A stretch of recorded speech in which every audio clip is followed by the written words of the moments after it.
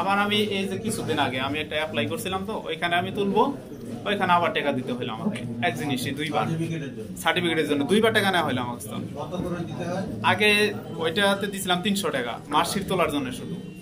তারপরে এবার আমি কি তুলছি, এসএসসি সার্টিফিকেট তুলছি আর মার্কশিট তুলছি, সব মিলে আমাকে 300 টাকার মতো দিতে হয়েছে।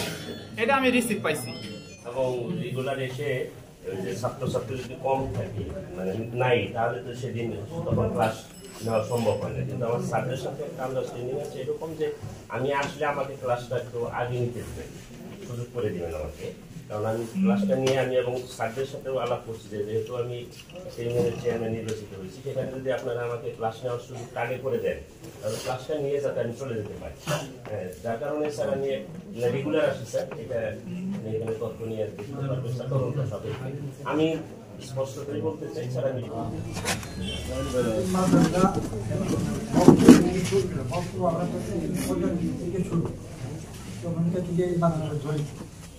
ছাত্র ছিলাম কমিটির সদস্য এবং তাদের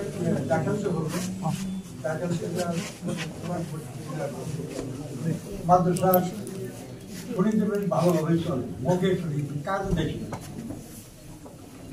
আর শিক্ষক নিয়ে বাণিজ্য হইতেছে কিন্তু আমরা বাইরে দিকে শুনি। এই যে প্রথম থেকে যে সর্বদা ছিল এটা বলবো না ওয়াইফের নিয়ে আমার মধ্যে আসলে আসতে আমার সাথে বাড়িতে হয়ে যাবে অন্যদের মাদ্রাসা দেখে আমার যেটা মাঝখানে আগে একদিকে দেখা আমি কই কি আছে শিক্ষক আমি কিছু বলি নাই এরকম আমার ওয়াইফের ভুয়া জানিয়ে দিয়া সাড়ে গোলাপ দিয়া কিন্তু অনেক সময় নিচ্ছে, তারপর শ্রদ্ধা হয়ে যাবে তাতে কোনো আপত্তি নেই।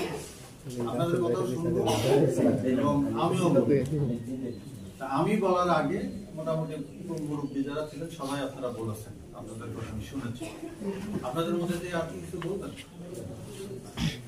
এখন আমি প্রিন্সিপাল মহোদয়কে অনুরোধ করবো যে আপনার বিরুদ্ধে যে অভিযোগগুলো, অভিযোগগুলো কিন্তু একদম সুস্পষ্ট কিছু অভিযোগ। এর মধ্যে সবচেয়ে বড় অভিযোগটা হলো আর্থিক অভিযোগগুলো হলো সবচেয়ে বড়। এবং সেই সাথে আপনি ওই যে একজনকে নিয়োগ দেওয়ার কথা বলে যে টাকাটা নেওয়ার কথা বলে আসছে, রহিমা খাতুন নামে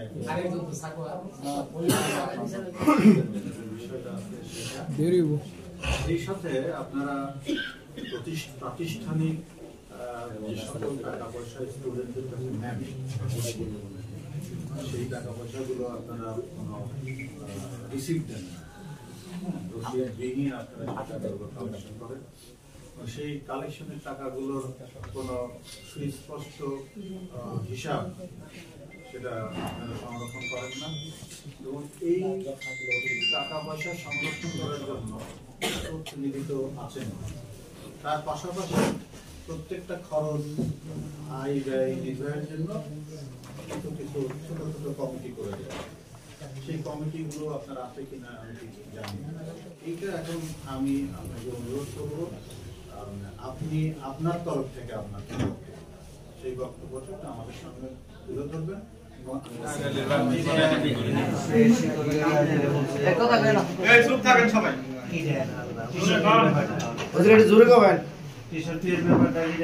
তোমার 17 সাল থেকে 30 সাল পর্যন্ত এই টাকাটা আমি উঠাইছি এবং ক্যাশ খাতায় উঠাইছি এবং খরচ করছি।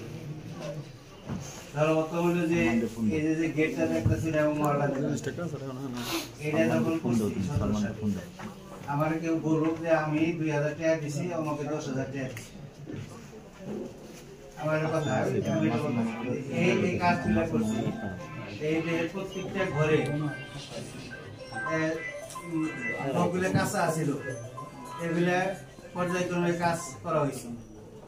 তারপরে মনে করে যে প্রতি বছরই এখন যদি যে একজন সংসার করে তাহলে যদি বলা হয় 5 বিঘা জমিনের তাহলে 100 মণ ধান, তাহলে আপনি 10 বছরে তো 10 মণ মানে 1000 মণ ধান হওয়ার কথা, এটি বেচতে পারে 1 পাই জমি করার কথা, কিন্তু এই 1 পাই কিনা তার মানে কি তার খরচও আছে, এই জন্য সে পারে না।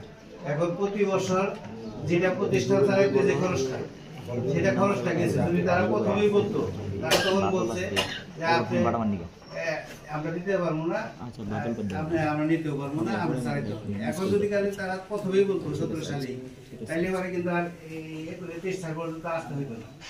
ওই সালে একটা সমাধান হইতো যে হয়তো যখন লাগবে তারা দিব, যখন লাগবে না তখন দিবে না, নিবে। এই কথাটা হচ্ছে এই প্রতিষ্ঠান চলছে। আর দ্বিতীয় কথা হইল যেটা বলছে যে ফর্ম ফিল আপে, 2টা জায়গায় ফর্ম ফিল আপে অদ্যবধি কোনোদিন আমি ফর্ম ফিল আপ করি না। তারপরে শিক্ষকরা ফর্ম ফিল আপ করার পরে যে টাকা থাকে ওই ড্রাফটের টাকা ওইগুলো আমার কাছে দিয়ে দেয়। আর যদি কালে দেয় 1000 বা 500 টাকা এরকম থাকে অতিরিক্ত, এটা দিতে পারে। কিন্তু তাছাড়া আমি কোনোদিন ফর্ম ফিল আপ করছি যে আমি দাখিল টাকায় ফিস তুলছি, এরকম কোনো দিন নাই।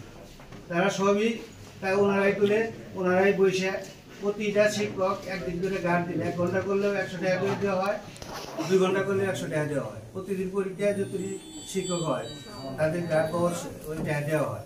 এই তারিখে তারা টাকা দেয় নাই, টাকাটা গচ্ছিত আছে। তো এখন এইভাবে টাকা করে তখন শেষ হয়ে গেছে, তখন তারা কোনো প্রতিবাদ করে নাই। তাইলে যদি তখনই করতো তাইলে ব্যাংকে যাইতো গা, কেউ গার্ডের টাকা নিত না, পর্যায়ক্রমে টাকা একটা অ্যামাউন্ট হইতো, তাই নেওয়া যেত।